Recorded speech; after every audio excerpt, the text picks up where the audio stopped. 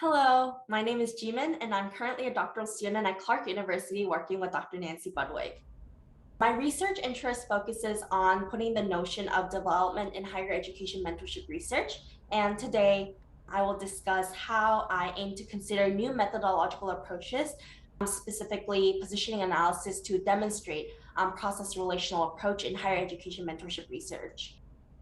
To give a brief overview, three main topics and this literature with a background to my research direction. And as I mentioned for my first aim, I want to extend the use of a relational developmental framework in higher education research. And I use the process relational paradigm as my grounding framework. Process relational paradigm is rooted in organisms as active constructors of knowledge through engaged participation with others and within sociocultural practices. And as I started sifting through literature regarding mentorship in higher education and developmental frameworks, I was excited that developmental work has shifted to begin to look into process relational approach, but I was blown away by how literature in higher education mentorship does not take a process-oriented focus. And for decades, mentorship has been actively studied, and the term mentorship is interchangeably used with the word teaching, counseling, coaching, just even within the field of psychology. Prior research has definitely demonstrated and showcased that mentorship is important and is helpful in K through 12 settings and even in college within students' academic achievements and motivation, but didn't really delve into what mentorship means to these students and how mentorship needs to be executed in the students' perspectives. And this conceptual work aims to do this.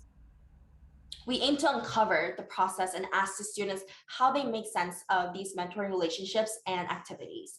And what I was really intrigued by qualitative methods, particularly positioning analysis, is that it tells the story of the students and it delivers their needs and the minute details of their experiences. I think that positioning is a beautiful way to present the current mentoring relationships, processes, and needs, and can capture the interrelation between relational, sociocultural, and conceptual processes involved in mentoring. I want to show the individual stories and analyze these with positioning to allow subjectivity and experience into research and allow non-hypothesis testing methodologies to interrogate sense-making procedures and construction of identity through narratives. Positioning theory allows a blurred stance on the researcher-researcher divide, aims for insights or findings that have real-life implications, and takes language seriously, allowing intentional and cultural practices. This is done through three levels. And within the first level, the three navigation spaces, also referred to as the three identity dilemmas, are used for character construal. And the first space is sameness versus differences, where the narrator integrates and differentiates a sense of who they are vis-a-vis others as they take place in moment-by-moment navigations.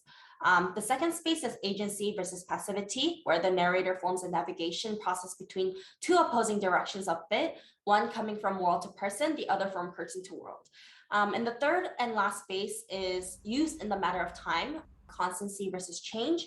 When relating from past to present, narrators can highlight the constancy of personas or institutions, or contrastively construct them as having undergone gradual or significant change, resulting in a different new persona or identity. The interviewee that we're using for today's demonstration comes from a larger national study that is conducted by Budwig of the transition from high school to college. And the narrator identifies as a female first-generation student who completed her first semester of college at an open access university in the Western United States. Please feel free to pause at this moment to read the extracted transcript and scan the QR code to follow the level 1 demonstration while I discuss the takeaways. Okay, so student A reflects that high school mentors are strict and protective, but are nurturing like parents. They take care of us. They do everything they can. With the change of learning culture from high school to college, student A revises her notions of mentors. And when asked about her college mentor experiences, student A has a difficult time making sense of how exactly college mentors play a role. Friends versus boss, I don't even know how to explain it. How can I explain it? And indicates that she has taken more responsibility for her learning. And this level 1 positioning analysis illustrates that student A has figured out that mentorship in college looks different from high school.